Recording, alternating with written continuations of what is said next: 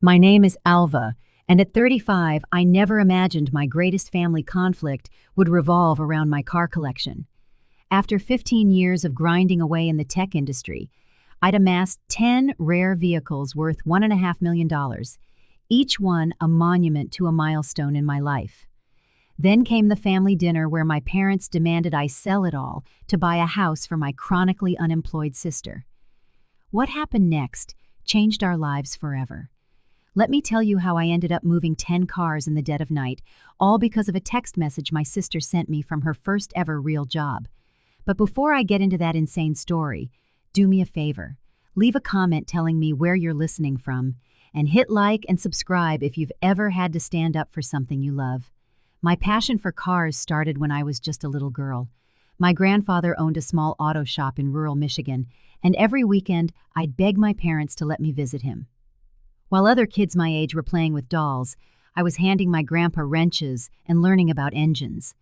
The scent of motor oil and the sharp clang of metal tools on engine parts became my favorite sensations. I remember the first time he let me sit behind the wheel of a 1965 Mustang he was restoring. I was only 8, but in that moment, I knew cars would be a part of my life forever. When I turned 16, my grandfather helped me buy my first car, a battered 1990 Ford Taurus that barely ran. Most teenagers would have been embarrassed, but I was thrilled. Together, we spent 6 months breathing life back into that car. It was during those long hours in the garage that I made a promise to myself. One day, I would have a collection of beautiful cars, earned through my own hard work. College was the first major hurdle. My parents had traditional expectations for me, pushing me toward nursing or teaching. When I announced I wanted to study computer science, my father scoffed. He said tech was just a trend and that I should focus on something practical. My mother worried I'd never find a husband in such a male-dominated field. Despite their objections, I took out student loans and chased my passion. Those 4 years were a blur of hard work. I juggled 2 part-time jobs while maintaining a full course load. Sleep was a luxury I rarely afforded myself. I spent countless nights coding until sunrise, fueled by cheap coffee and sheer determination. My roommates thought I was crazy, but I had a vision for my future that kept me going. After graduation, I landed a job at a small tech startup. The pay was abysmal. The hours were even worse, but the experience was invaluable. I soaked up everything I could about software development, business operations, and product management. My boss, David, became a mentor who saw a potential in me that even I sometimes doubted. Within 3 years, I'd been promoted twice and helped the company land its first major client. At 27, I took the biggest risk of my life. I quit my job and founded my own software company. That first year was terrifying. I turned the tiny spare room in my apartment into an office and lived on instant noodles and grit. I coded day and night, building a customer relationship management platform designed specifically for auto shops, inspired by the problems I'd watched my grandfather face in his business. Slowly, my company grew from 3 employees working out of my apartment. We expanded into a real office with 15 people, then 30, then 50. By our 5th year, we had over 150 employees and clients all over the country. Last year, I sold a 30% stake in the company to investors for a sum that still feels unreal when I see it in my bank account. And throughout that journey, as each professional milestone was met, I added to my car collection. Each vehicle was chosen carefully, not just for its monetary value, but for what it represented in my life. The first was a 1967 Ford Mustang, a nod to the one my grandfather had restored all those years ago. I found it at a swap meet when I was 28, right after we landed our first major corporate client. It needed significant work, but restoring it connected me to my childhood memories in my grandpa's garage. Next came a 1974 Jaguar E-Type Series 3, after I closed my first 7-figure deal. Its sleek lines and British racing green paint made my heart pound the first time I saw it. I remember driving it down coastal highways, the powerful V12 engine roaring as I reflected on how far I'd come. The 1973 Porsche 911 Carrera RS was a different story. I found it in a barn, covered in dust and barely running. The old owner had given up on it, but I saw the potential. Over 18 months, I worked with a restoration specialist, learning from him and getting my own hands dirty whenever I could. The day it roared back to life was one of my proudest achievements. My collection grew to include a Mercedes-Benz 300 SL Gullwing Recreation, a 1988 Ferrari 328 GTS, a split-window 1963 Chevrolet Corvette Stingray, a restored 1964 Aston Martin DB5, a rare 1981 BMW M1, a 1989 Lamborghini Countach 25th Anniversary Edition, and a first-generation 1992 Dodge Viper RT10. Each car had its story, its connection to a challenge overcome or a goal achieved. They weren't just vehicles. They were physical manifestations of my journey, reminders of the little girl who once handed her grandfather wrenches and dreamed of something more. I spent my weekends maintaining them, my hands still finding comfort in the familiar feel of tools and engine parts. I joined a local classic car club where I met people who understood this passion. Jackson became my go-to restoration expert, teaching me techniques my grandfather never had. Sophia, a talented automotive photographer, helped document my collection in stunning detail. We organized annual charity car shows, raising money for scholarships for women in STEM fields. These cars, and these people, became my sanctuary, a world away from the pressures of running a growing tech company. When I sat behind the wheel of the Porsche or polished the chrome on the Corvette, I found a peace that eluded me elsewhere. Each vehicle carried the memories of the roads I'd traveled, the obstacles I'd overcome, and the woman I had become. Little did I know this collection, built with so much care and personal meaning, would soon become the center of a family conflict that would test my limits and force me to defend everything I had built. To understand the conflict that was brewing, you need to know about my sister Nathalie. 7 years my junior, Nathalie grew up as the baby of the family, the one everyone protected and coddled. While I was expected to earn my allowance by doing chores, Nathalie's was given to her automatically. When I had to save for months to buy a new bike, my parents surprised her with one simply because she mentioned liking a friend's. This pattern continued into our teens. When Nathalie was 16, she borrowed my camera without asking and dropped it, shattering the lens. Instead of making her pay for the repair, my parents suggested I should have been more careful about where I left it. When she wore my clothes without asking and returned them stained, I was told that sharing is what sisters do. College further highlighted our different paths. I worked multiple jobs and took out loans to pay my tuition. Nathalie, on the other hand, had her education fully funded by our parents. They dipped into their retirement savings to ensure she graduated debt-free, a luxury I never experienced. She changed her major 3 times, eventually settling on communications before dropping out in her 3rd year, deciding college wasn't for her. The money spent on her education was never mentioned again. As I was building my career and my company, Nathalie drifted. She worked as a barista for 6 months before quitting because she didn't like the hours. She tried retail but left after a disagreement with a manager. She was a receptionist, a dog walker, a personal assistant, and for a brief time, a social media manager for a local boutique. None of these positions lasted more than a few months. In between jobs, she would travel, posting pictures from beaches and resorts while her credit card debt climbed. Despite her financial instability, Nathalie maintained a lavish lifestyle. Her apartment was furnished with designer pieces. Her closet held clothes with price tags that made my eyes water. When I'd ask how she could afford these things, she would vaguely mention credit cards or a generous friend. Sometimes, she dated wealthy men who would fund her lifestyle temporarily, until the relationship inevitably crashed and burned. Through it all, our parents insisted that Nathalie was just finding herself.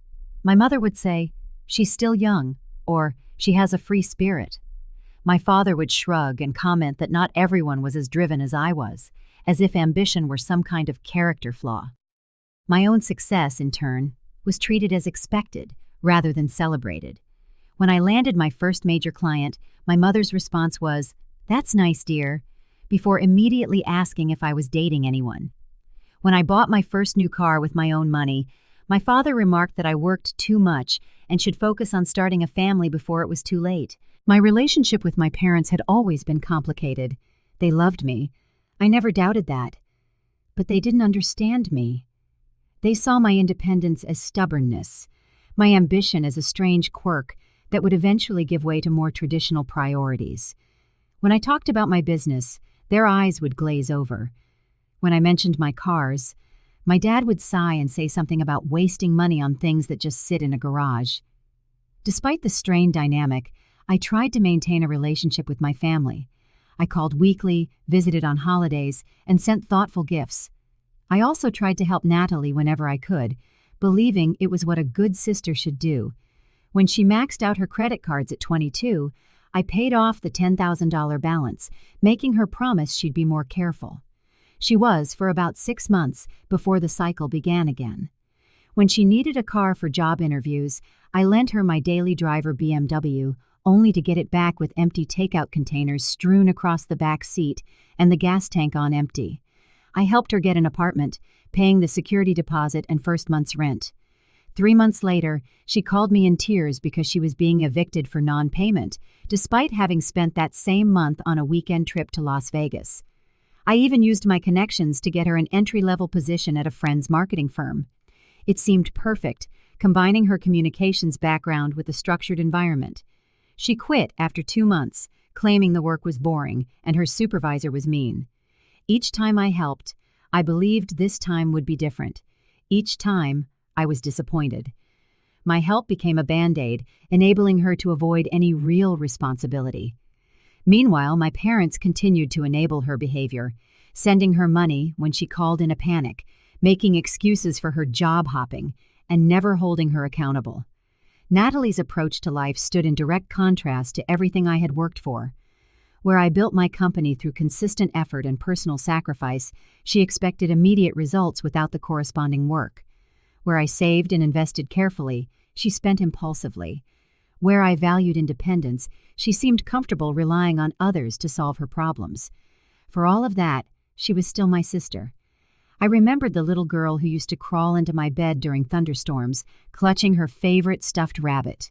I remembered teaching her how to ride a bike, bandaging her scraped knees, and standing up for her against neighborhood bullies.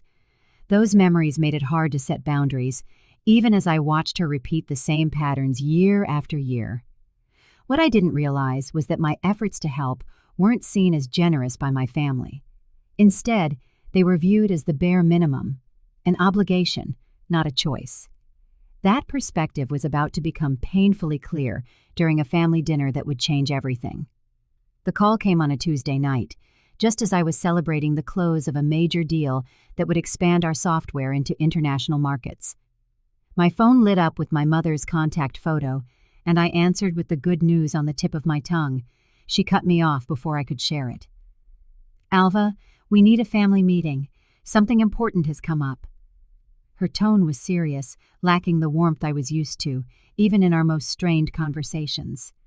"Can it wait until the weekend?" I asked. "I have back-to-back meetings tomorrow and Thursday." "No, it's urgent. We need you here tomorrow night, 6 o'clock. Her firmness took me by surprise. "Your father says it's important." A knot formed in my stomach. Was someone sick? Had something happened to my grandfather? Worry replaced my initial excitement as I agreed to the meeting. The next day, I rescheduled 2 client calls and left the office early, driving straight to my parents' house in the suburbs. As I pulled into the driveway, I noticed Nathalie's Honda Civic parked out front, along with an unfamiliar black Lexus. The knot in my stomach tightened. The air in the living room was thick with tension when I walked in. My mother was perched on the edge of the sofa, her hands clasped so tightly in her lap that her knuckles were white. My father occupied his usual armchair, his face a stoic mask I had come to know as his serious business expression. Between them sat Nathalie, an unusual spot for her, and she seemed almost giddy, bouncing lightly in her seat. Next to her sat a woman I didn't recognize, elegantly dressed in a crisp navy suit, a leather portfolio resting on her knees. Spread across the coffee table were several glossy brochures and what looked like real estate listings. "Mom, Dad," I said, my voice hesitant. "What's going on? Is everyone okay?" My father cleared his throat. "Alva, This is Teresa Martin. She's a real estate agent. I shook her hand on autopilot, my confusion mounting. The urgent family matter was the housing market? Sit down, please, my mother urged, patting the space beside her on the sofa. We have something important to discuss. I remained standing. If this is about selling the house, why didn't you just say so on the phone? We're not selling our house, my father said. This is about Nathalie's future. Nathalie beamed, a smile I'd long associated with her getting something she wanted. I moved to the armchair furthest from the group, a defensive posture I hadn't consciously chosen. My father launched into what felt like a rehearsed speech about family responsibility and how those blessed with success have an obligation to help those still finding their way. My mother nodded along, occasionally adding comments about how families support each other through thick and thin. Nathalie needs a fresh start, my mother explained, a place of her own, somewhere stable where she can truly build a life. Teresa, who had been silent until now, opened her portfolio. I've found the perfect property, she said, her voice smooth with practiced enthusiasm. 4 bedrooms, 3 baths, a spacious yard, and a desirable neighborhood with excellent schools. She handed me the listing for a sprawling colonial-style house priced at just under $900,000. It's perfect, Nathalie gushed. I can use one room as a home office, and the finished basement would be an amazing entertainment space. She went on, outlining her plans for the decor, dropping names of designers I knew were far beyond her means. I looked from the listing to my parents, still not understanding why I was there. Then, my father delivered the blow. We think you should sell your car collection to buy this house for Nathalie, he said, as casually as if he were suggesting I lend him a sweater. The cars just sit in that garage most of the time anyway. This would be an investment in your sister's future. The room seemed to tilt slightly. Surely I had misheard. You want me to sell my cars, all of them, to buy a $900,000 house for Nathalie? My mother reached for my hand. Honey, you know how much Nathalie has struggled. This would give her the stability she needs. You have your business, your apartment. You don't need those cars.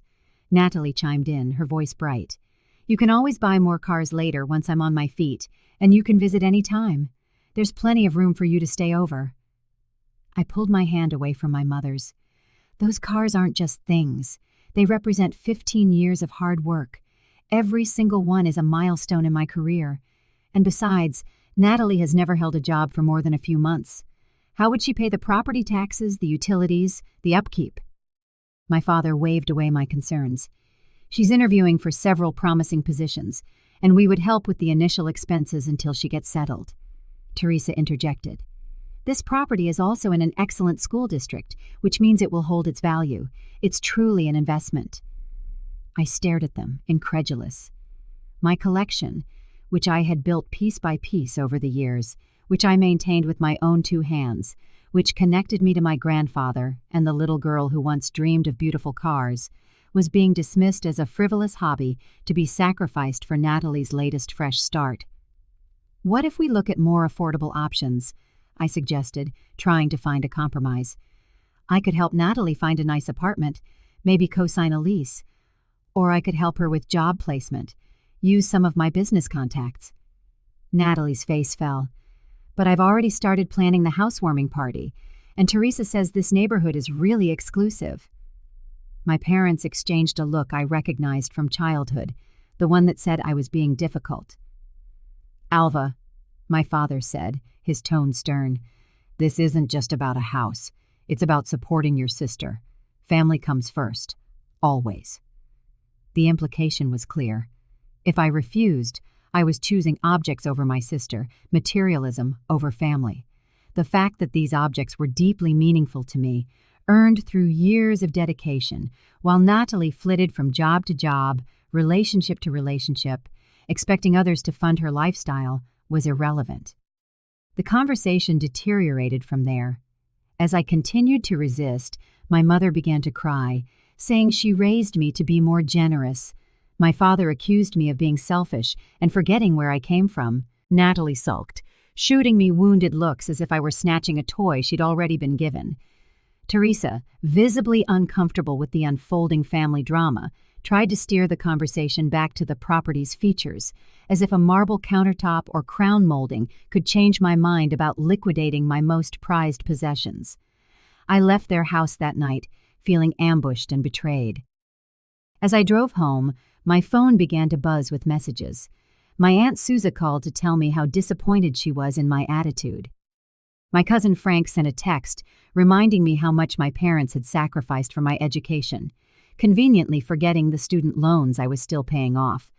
It was clear my parents had already spun their version of the story to relatives, painting me as the selfish daughter who refused to help her struggling sister, despite having ample resources. There was no mention of the help I had already provided over the years, or how those resources had been squandered. I felt isolated and misunderstood, torn between love for my family and the need to protect what I had built. I didn't sleep that night, replaying the conversation, wondering if I was wrong to hold so tightly to my collection, to the physical manifestations of my journey. But every time I pictured selling the Mustang or watching the Porsche drive away with a new owner, my chest ached with a pain too sharp to ignore. The pressure didn't let up in the following days. My mother sent daily texts with additional photos of the house Nathalie so desperately wanted. My father left voicemails about family responsibility and how his parents had taught him the importance of sacrifice. Even relatives I rarely spoke to reached out to offer their opinions on what I should do with my property. Nathalie, emboldened by our parents' support, began sending me links to furniture she planned to buy for her new house, as if my agreement were a foregone conclusion. She even forwarded an email from Teresa about mortgage rates and closing costs, adding, "Just so you know, for when you sell the cars." Teresa herself called twice, describing the house as an exceptional investment opportunity and suggesting we meet to discuss the potential sale of my collection. She mentioned knowing several collectors who might be interested in purchasing the vehicles as a lot, saving me the trouble of individual sales. The assumption that I would eventually cave to the pressure was infuriating. No one seemed to consider that these cars were mine, bought with money I had earned, maintained with skills I had developed, and cherished for reasons that went far beyond their monetary value. The situation escalated dramatically on a Saturday afternoon. I was in my garage, performing routine maintenance on the Ferrari, when a car pulled into my driveway. Nathalie got out, followed by two people I didn't recognize, a man and a woman dressed in expensive casual wear. Before I could ask what she was doing here, Nathalie breezed past me into the garage. "These are my friends, Keith and Samantha," she announced. They wanted to see the cars. Keith loves classic cars. I stared at her, stunned by the presumption. "You can't just show up unannounced with strangers to see my cars." She rolled her eyes. "Don't be so dramatic. Keith might even be interested in buying one when you sell. He collects vintage Porsches." Keith started toward the 911, his hand outstretched as if to touch the hood. I stepped between him and the car. "Please don't touch anything," I said firmly. "This is not a showroom, and I didn't invite you here." Samantha laughed, a tinkling sound that grated on my nerves. "Nathalie said you were protective of your toys. Seems a little silly for someone your age, don't you think?" Nathalie was already by the Aston Martin, running a finger along its polished surface. "Remember when you let me drive this one? I felt like a spy." "I have never let you drive the Aston Martin," I said, my alarm rising. "You asked once and I said no." She shrugged. "Well, maybe it was a different one. They all kind of look the same to me." That casual dismissal of my boundaries, of the distinction between these unique vehicles, each with its own story, was the final straw. "You need to leave," I said, my voice quiet but firm. "All of you, now." Nathalie looked shocked, as if the possibility of being told to leave had never occurred to her. "But we just got here." "I don't care. This is my property, and you did not ask permission to bring strangers into my garage." The ensuing argument was ugly. Nathalie accused me of being selfish and materialistic. I countered that she was entitled and presumptuous. Keith and Samantha stood awkwardly to the side before finally retreating to their car. As Nathalie finally stormed out, she turned and said, "It doesn't matter anyway. They'll all be mine soon enough. Dad said you'll change your mind when you realize what's really important." That comment, delivered with such certainty, sent a chill down my spine. The conviction in her voice suggested this wasn't just wishful thinking. There was a plan in motion, one my family seemed confident would succeed. 2 days later, my fears were confirmed when Teresa arrived at my house unannounced, Nathalie in tow. Teresa was carrying a folder of documents, which she tried to hand me as I blocked the doorway.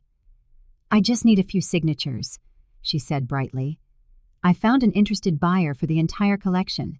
The offer is very reasonable, considering the speed of the sale." Nathalie bounced on her toes behind her. "Isn't it great? No hassle for you, and we can close on the house next month." I was speechless, staring at the folder as if it contained something poisonous. When I finally found my voice, it was steady, despite my racing heart. "I have not agreed to sell anything," I said. "I haven't even considered it, and I would certainly never sign anything without having my lawyer review it first." Teresa's professional demeanor faltered slightly. "Your father gave me the impression this was a family decision that had already been made." "My father has no authority over my assets," I replied. "Neither does Nathalie. These cars belong to me and me alone, bought with my money, titled in my name." Nathalie's face clouded over. "Why are you being so difficult? They're just things you can buy again later." I closed the door without another word and leaned against it, my heart pounding. This had moved beyond pressure tactics into something that felt dangerously close to coercion. The casual way they arrived with paperwork, expecting me to sign over assets worth well over $1.5 million, was breathtaking in its audacity. That evening, I noticed something that sent another wave of unease through me. The spare key to my garage, which I kept on a hook in the kitchen, was missing. I couldn't remember the last time I'd seen it, which meant it could have been gone for days or even weeks. I called Jackson, my friend from the car club and a restoration expert, to share my concerns. His response was anything but reassuring. "Strange timing," he said. "Someone called me last week asking about your collection, wanting to know specifics about the cars and their values. Said they were a potential buyer. When I pressed for details, they hung up." The next day, reviewing the security camera footage I'd installed around my property, I discovered something deeply disturbing. While I was at work, Nathalie and my father had visited my house, using a key to let themselves in. They spent nearly an hour in my garage, examining the cars, opening doors, and taking pictures. On one clip, I could clearly hear my father say, "Once Alva comes to her senses, we'll need to move fast." The implication was unmistakable. They were preparing to sell my collection with or without my explicit consent. Perhaps they thought they could pressure me into signing something, or perhaps they believed they had some legal right to make decisions about my property. Either way, the violation of boundaries was profound. That night, I lay awake, weighing my options. I could continue to refuse, but the pressure was only escalating. I could pursue a restraining order, but that would permanently shatter my relationship with my family. I could move the cars to a storage facility, but most in the area weren't equipped for vehicles of that value and sensitivity. I called Marcos, a friend who practiced family law. After I laid out the situation, he confirmed my worst fears. While my family had no legal right to sell my property without my consent, he explained, the pressure could be intense. He'd seen cases where people were manipulated into signing documents they later came to bitterly regret. "If you think they might take more aggressive steps, you need to protect your assets," he advised, "and document everything, just in case." Hanging up, I felt a deep sadness settle in my gut, laced with a new thread of determination. My own family, the people who should have been proud of what I'd built, who should have respected my boundaries and my achievements, were treating me as if my success was an obligation, a fund to finance Nathalie's lifestyle. The cars, which represented so much more to me than their monetary value, were seen as nothing more than assets to be liquidated for someone else's benefit. I picked up my phone and called Jackson again. This time, I had a plan. Jackson met me at a quiet cafe the next morning, far from my usual haunts where family or acquaintances might see us. His face was grim as I explained my concerns. "So you think they might actually try to take the cars from your place without your permission?" he asked, his voice low, despite the empty tables around us. I don't know what they're capable of, I admitted, but they have a key. They've been in my garage, taking inventory, and they seem convinced I'll eventually give in. I can't risk it. Jackson nodded slowly. I have that big warehouse in the industrial district, the one I use for storing restoration projects. It's climate-controlled, secure, and has more than enough room for all 10 vehicles. The relief that washed over me was immediate. Could I move them there, just temporarily, until this blows over? He pulled out his phone and checked his calendar. The space is mostly empty right now. The project I was working on just wrapped up. We could do it, but we'd have to be careful. Moving 10 high-value vehicles at once is going to draw attention. We spent the next hour hashing out a detailed plan. The move would happen at night, when traffic was minimal. We would hire trusted drivers from our car club, people experienced in handling valuable vehicles and with no connection to my family. Each car would follow a slightly different route to avoid creating an obvious convoy. Jackson would handle the logistics of prepping the warehouse, ensuring the security system was updated and access was limited to just the two of us. I think we should do it tomorrow night, Jackson suggested, midnight to 4 a.m. It gives us time to prepare, but not enough time for your family to get wind of it.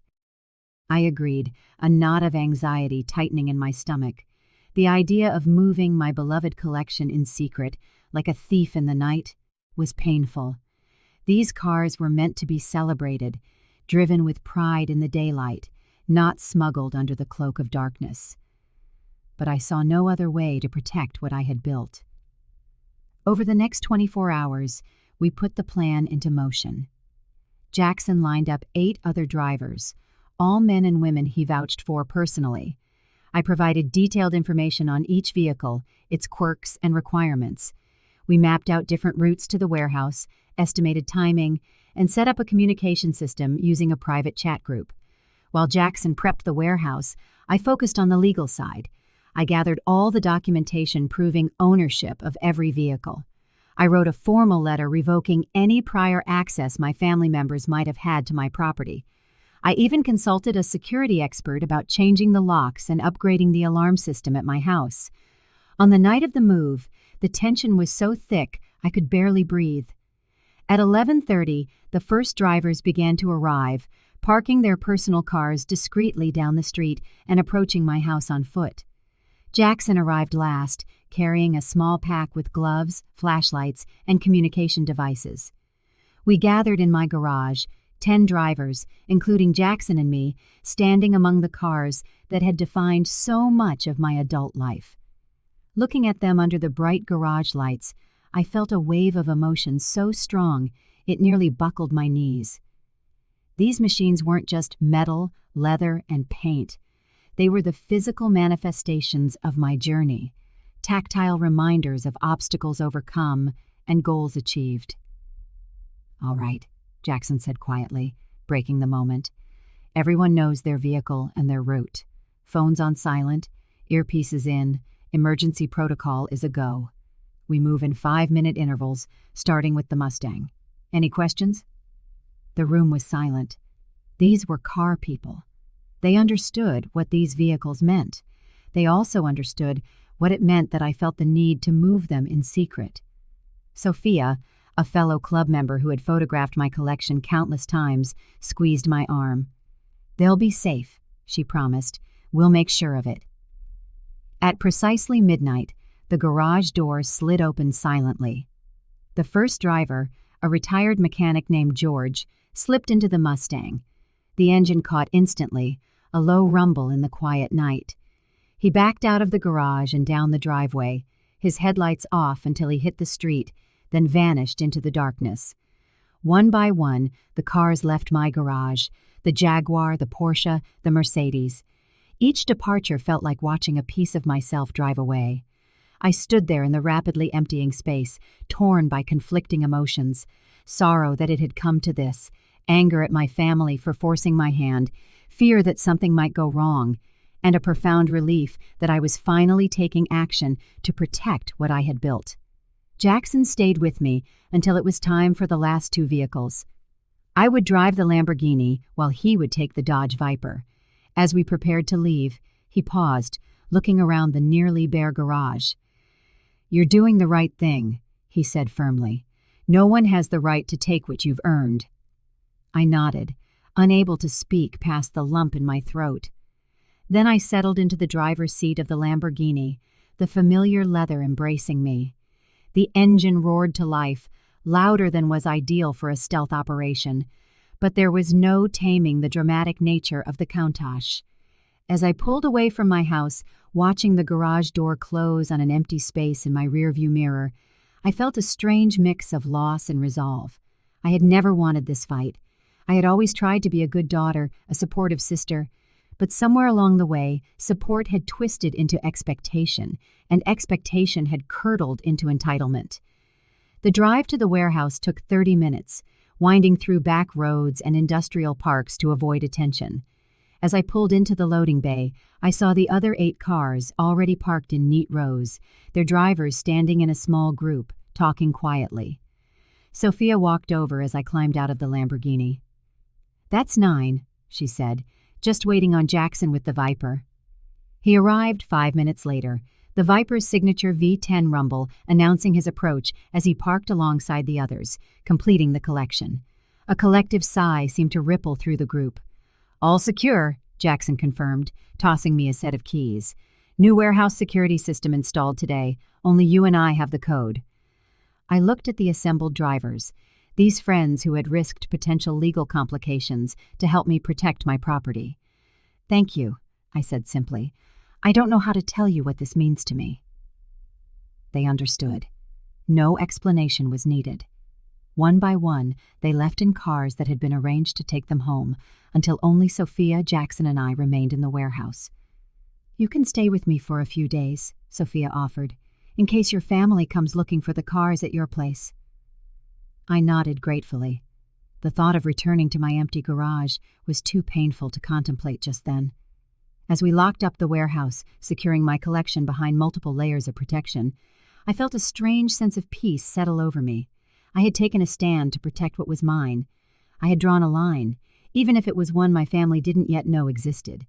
Whatever came next, I would face it, knowing I had done what I had to do. The chaos began at 7:30 the next morning when my father called, his voice tight with barely controlled rage.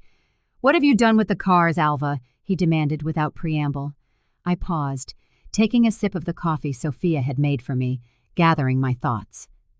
"Good morning to you too, Dad." "Don't play games. I stopped by your house this morning to discuss the sale again, and the garage is empty. Where are they?" The speed of his visit confirmed my suspicions. He had intended to escalate the pressure, perhaps even take matters into his own hands. "They're somewhere safe," I replied calmly. "Somewhere no one can make decisions about them but me." "This is ridiculous," he sputtered. "You're acting like we're trying to rob you. We're trying to help your sister build a stable life. By taking what I worked 15 years to build, that's not help, Dad. That's theft, regardless of your intentions." The conversation devolved from there.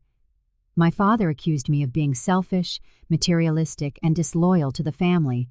I remained calm, repeating that the cars were mine, bought with my money, and were not available for liquidation. Shortly after, my mother called, her voice thick with tears. "How could you do this to your sister? She was counting on that house. We already told the sellers we were interested." "I didn't agree to anything," I reminded her. "You made promises on my behalf without my consent."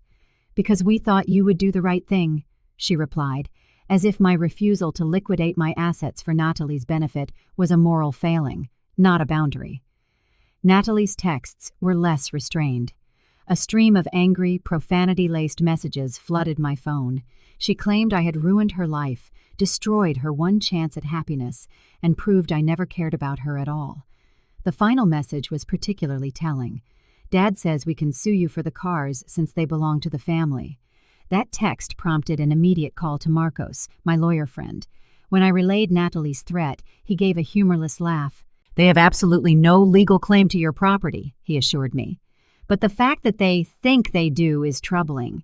It suggests they've convinced themselves they have rights that simply don't exist."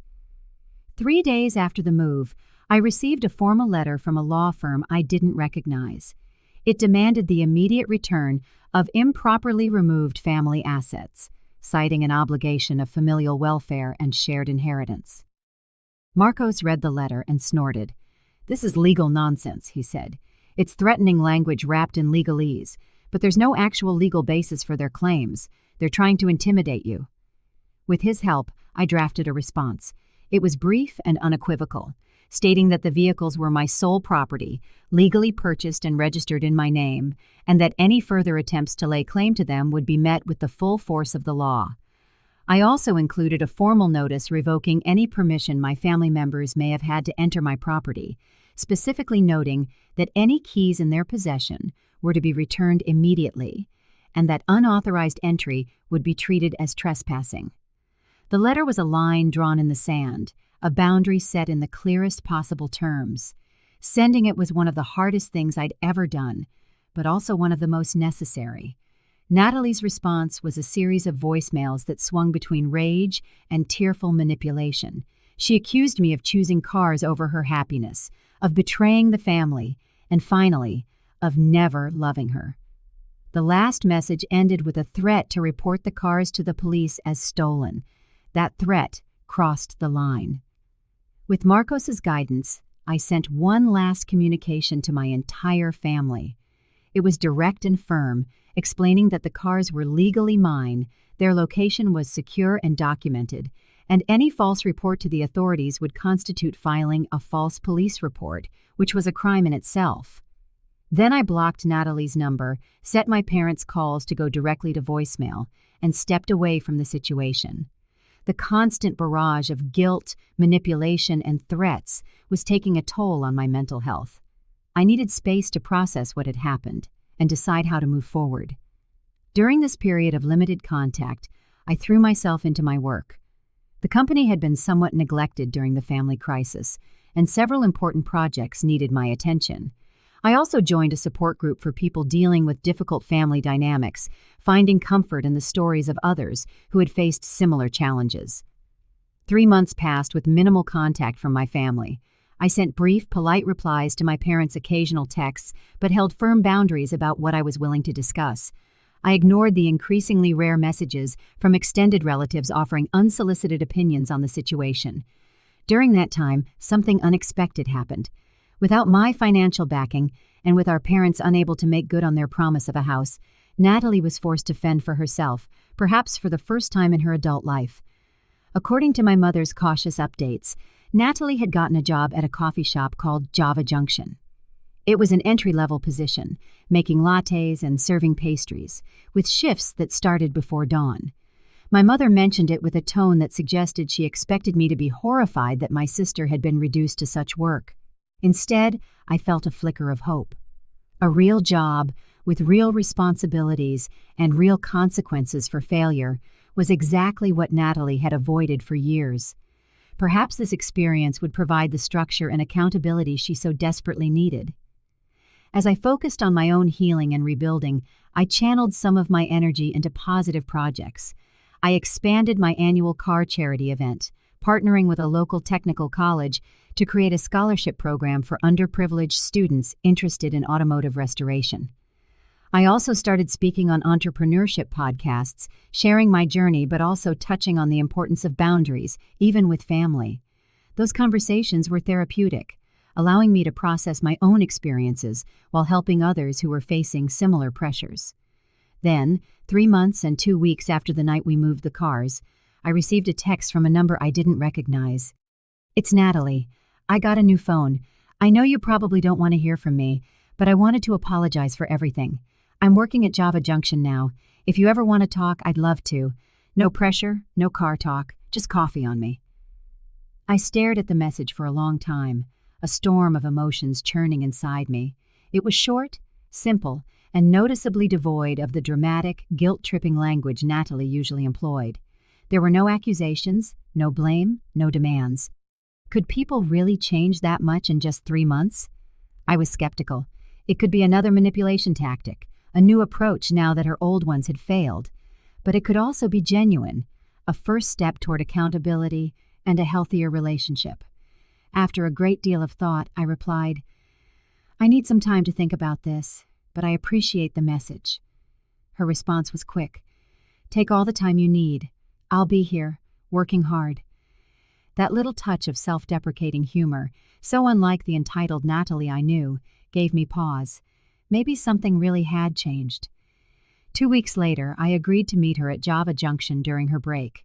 I was nervous, unsure of what to expect, but certain that whatever happened, I would maintain the boundaries I had fought so hard to establish. Nathalie's text had been simple, but profound in its implications. There was no mention of cars, no hint of entitlement, just a straightforward apology and an invitation to talk. The shift in tone was so drastic that I approached our meeting with equal parts hope and skepticism. Java Junction was a trendy, independent coffee shop housed in a renovated industrial building downtown.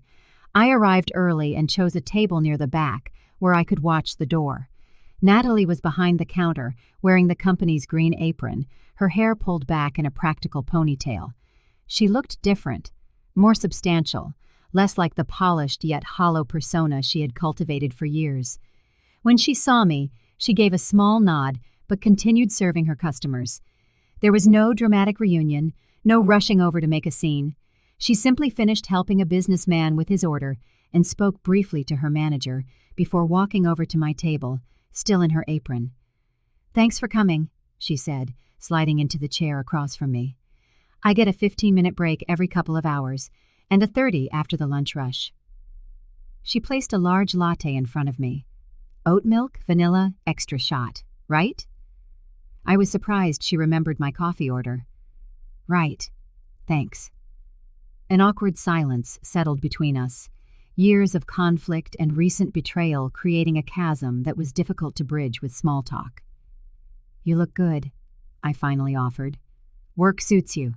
She laughed, a genuine sound, free of the performative quality I was used to. "I don't know about that. My feet kill me every night, and I still can't make decent latte art to save my life. But it's honest work." She hesitated. "I should have done this years ago. Done what you asked.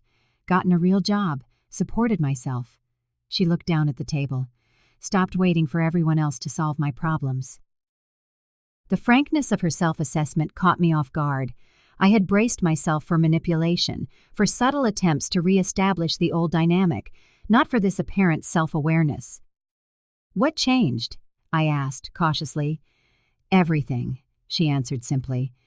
"When you moved the cars out of the garage and refused to give in, it was a wake-up call. Mom and Dad couldn't buy me the house they'd promised. They were embarrassed in front of Teresa, the real estate agent. Dad was so sure you'd eventually cave that he made all these promises he couldn't keep." She twisted a napkin between her fingers. "At first I was furious with you, but then something clicked. All those years I'd been blaming everyone else for my problems. Why I couldn't hold a job, why I was always broke, despite all the help I got. It was always someone else's fault." My 15-minute break stretched to 20 as she explained her journey over the past few months. How she was forced to confront her lack of a work history when applying for jobs. How her first week at Java Junction was humbling, with customers treating her as invisible or being rude over trivial things. And how the simple act of earning her first real paycheck gave her a sense of pride she'd never felt before. "I have to get back," she said, glancing at the clock. "But if you want to stay, my longer break is at 2. We could talk more then." I nodded, still processing this new version of my sister. "I'll be here." As I watched her return to work, efficiently taking orders and making change, I considered the transformation before me. Was it genuine? Only time would tell. But the Nathalie who had demanded I sell my car collection to buy her a house would never have worn that apron, never have apologized unconditionally, and never have acknowledged her own role in her struggles. When her afternoon break arrived, we talked more deeply. She shared stories of difficult customers and small victories, like making her own rent for the first time without borrowing money, and her plans to take business management classes at the community college at night, inspired in part by watching the coffee shop managers. "I'd like to own a small business someday," she admitted. "Nothing fancy, maybe a shop like this, but something that's mine, something I built. The echo of my own entrepreneurial journey wasn't lost on me, though her path was starting very differently from mine. As our conversations continued over the following weeks, coffee meetings became a routine. Nathalie never asked for money, never mentioned the cars, and never tried to reestablish the old patterns of dependency. Instead, she asked questions about budgeting, about balancing work and school, about professional conduct in the workplace. 6 weeks after our first coffee, I felt secure enough in this new dynamic to bring up our parents. "Have you talked much with Mom and Dad?" I asked carefully. She nodded, stirring her coffee. "They're still adjusting. Mom keeps suggesting easier jobs, places where I wouldn't have to work so hard. Dad's offered to pay my rent 3 times. "And you let him?" I asked, testing the boundaries of this new reality. Nathalie shook her head firmly. "No, I need to do this myself. For the first time in my life, I want to know I can stand on my own 2 feet." She looked at me. "I was so angry when you refused to buy me that house. I thought you were being cruel. Now I realize it would have been cruel to say yes." That conversation paved the way for a careful reconciliation with our parents. The first meeting was tense, held on neutral ground at a restaurant halfway between our homes. I set clear boundaries about what was and was not open for discussion. My cars, my business decisions, and my financial choices were off limits. My father struggled with these limitations, his patriarchal assumption of authority over family decisions deeply ingrained. My mother vacillated between joy at having both her daughters speaking to her again and discomfort with the new dynamic, where her manipulative tactics were gently but firmly rebuffed. It wasn't an instant fix. There were stumbles and old patterns that surfaced in moments of stress. But slowly, a new kind of relationship began to form, one based on mutual respect instead of obligation and entitlement. As for my beloved car collection, it remained in Jackson's storage for 6 months while I navigated these complex family dynamics. Finally, when I felt confident that the boundaries I had established would be respected, I brought them back to a newly secured garage at my home, complete with an advanced security system and legal protections my friend Marcos helped me put in place. The first time Nathalie saw them again was nearly a year after the night we secretly moved them. She had come to help with the annual charity event, volunteering to run the registration and ticket sales table. As we walked through my garage, prepping the vehicles for the show, she paused by the Porsche. "I get it now," she said quietly. "Why they mean so much to you. They aren't just things. They're your story." That simple acknowledgement, from the person who had once dismissed my collection as frivolous toys, meant more than she could ever know. The journey with my family is ongoing, with progress and occasional setbacks. But the core lesson remains. Setting boundaries isn't selfish. Protecting what you've built isn't cruel. Sometimes the most loving thing you can do for others is to refuse to enable harmful patterns, even when that refusal causes short-term pain. My car collection still sits in my garage, each vehicle a testament to a specific chapter of my journey. I still take them to shows, still spend weekends tinkering with engines and polishing chrome, but now they represent something more. They stand as a reminder that I had the courage to protect what mattered to me, to stand my ground when it would have been easier to give in. And Nathalie? She was promoted to shift supervisor at Java Junction 6 months after she started. She's halfway through her business management degree, taking classes at night after her shifts. She rents a modest 1-bedroom apartment, which she has proudly furnished herself with second-hand finds she's refurbished. For the first time in her adult life, she has a savings account with more than a token balance. Our relationship is stronger now than it ever was in our childhood, built on a foundation of mutual respect rather than obligation. We will never be the same people we were before this conflict. But maybe that's for the best. Sometimes, the most painful experiences lead to the most necessary growth. What would have happened if I had caved, if I had sold my collection to buy Nathalie that house? The pattern would have continued. The expectation of a rescue would have been reinforced, and the opportunity for her to discover her own strength would have been lost. By saying no, by protecting what I had built, I ended up giving her something far more valuable than a house. I gave her the chance to build a life of her own, a life she could be genuinely proud of. That is the power of healthy boundaries. They don't just protect us. Sometimes, in ways we can't foresee, they protect those around us too, by forcing a growth that might never have happened otherwise. Have you ever had to set difficult boundaries with people you love? What happened when you stood your ground to protect something important to you? I'd love to hear your stories in the comments below. And if this story resonated with you, please like, subscribe, and share it with someone who might need to hear that standing firm is sometimes the most loving choice you can make. Thank you for joining me on this journey. And remember, the things you build with your own hands and heart are worth protecting.